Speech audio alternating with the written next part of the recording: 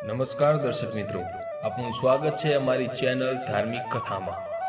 આપણા ભારત જેવા પવિત્ર દેશમાં જુદી જુદી જાતના અનેક ધર્મો અને સંપ્રદાયો છે। દરેક ધર્મોમાં જુદી જુદી રીતે જુદા જુદા વ્રતોનું તથા ઉપવાસનું મહત્વ તથા મહાત્મ્ય છે તથા વ્રતના દિવસોમાં તથા ઉપવાસ કર્યો હોય ત્યારે જાગરણનું મહત્વ ખૂબ જ છે।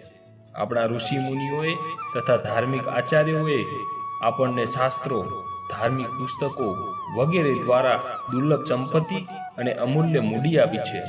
આપણા ધાર્મિક ઋષિ મુનિઓએ તથા ધાર્મિક આચાર્યોને સમાજની ઘણી જ ચિંતા હતી, તેથી તેમણે માનવ જીવનમાં દરેક માનવને બધી જ રીતે સુખ પ્રાપ્ત થાય તે માટે જુદા જુદા રસ્તા બતાવ્યા છે। આપણા ઋષિ મુનિઓ તથા આચાર્યો ઉત્તમ પ્રકારના શિક્ષકો જ હતા, જેમાં તેમણે જુદા જુદા વ્રતો તથા ઉપવાસમાં જાગરણ માટે અગત્યના માર્ગદર્શક સિદ્ધાંતો આપ્યા છે।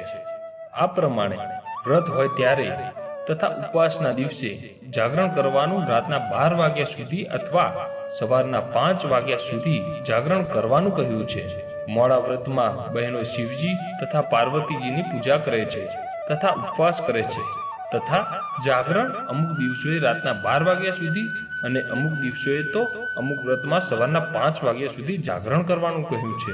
આ જાગરણનો અર્થ આપણે બરાબર સમજી શક્યા નથી, જેમ કે 11ના દિવસે સામાન્ય રીતે ઘણી જગ્યાએ રાતના 12 વાગ્યા સુધીનું જાગરણ કરવામાં આવે છે। કૃષ્ણ જન્મના દિવસે શ્રાવણ વદ આઠમના દિવસે રાતના 12 વાગ્યા સુધી જાગરણ કરવામાં આવે છે।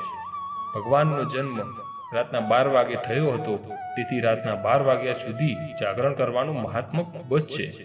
આ જાગરણ ઘણા માણસો જુગાર રાત્રે રમીને કરે છે અથવા રાતના 12 વાગ્યા સુધી મેળામાં ફરીને ફરાળી વસ્તુ ખાઈને જાગરણ કરતા હોય છે। ઘણા માણસો તથા બહેનો રાત્રે ટીવી ઉપર કાર્યક્રમ જોઈને અથવા ટીવી ઉપર સિનેમા જોઈને જાગરણ કરે છે।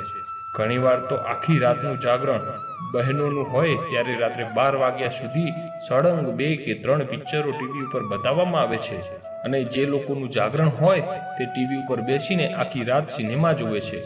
આપણા ઋષિ મુનિઓએ તથા આચાર્યોએ આવું જાગરણ કરીને ઉજાગરો કરવાનું કહ્યું નથી। ટીવી ઉપર તથા સિનેમા ગૃહમાં પિક્ચરો જોઈ જાગરણ કરવાથી તદ્દન નકામો ઉજાગરો થાય છે। ટૂંકમાં આ પ્રમાણે જાગરણ કરવાનું કહ્યું નથી। જાગરણમાં રાતના 12 વાગ્યા સુધીનું જાગરણ હોય અથવા આખી રાતનું જાગરણ હોય ત્યારે રાસ ગરબા, માતાજીના ગરબા વગેરે ગાઈ જાગરણ કરવું જોઈએ। હજી પણ ગામડાઓમાં જાગરણની રાત્રે ભજન, કીર્તન, રાસ ગરબા વગેરે વગેરે થાય છે, અથવા ધાર્મિક પુસ્તકો જેવા કે રામાયણ, શ્રી ભગવદ્ ગીતા, ગીતાજી વગેરેનું વાંચન કરવું જોઈએ, જેથી આપણામાં સારા સંસ્કાર તથા સારા આચાર વિચાર આવે છે અને આપણા પૂર્વજો કેટલા મહાન અને પવિત્ર હતા તેનો પણ આપણને ખ્યાલ આવે છે। ટૂંકમાં આ પ્રમાણે જાગરણ કરવાનું કહ્યું છે, તો જ તેનું સારું ફળ મળી શકે છે, નહીં તો વ્રત તથા ઉપવાસમાં જે જાગરણ કરવામાં આવે છે તે જાગરણ રહેતું નથી પણ ઉજાગરો રહે છે। તેના કરતાં તો શાંતિથી જાગરણ કર્યા વગર સૂઈ જવું જ સારું, જેથી તન અને મન શુદ્ધ અને પવિત્ર રહે છે।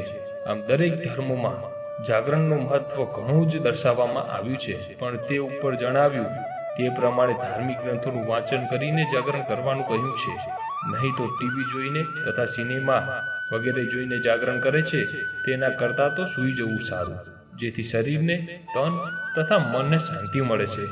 માટે જાગરણ જણાવ્યા પ્રમાણે ધાર્મિક પુસ્તકોનું વાંચન કરીને કરવું જોઈએ, જેથી તન તથા મનને શાંતિ મળે છે તથા પરમ આનંદ પ્રાપ્ત થાય। આ હતી મળેલ જાણકારી।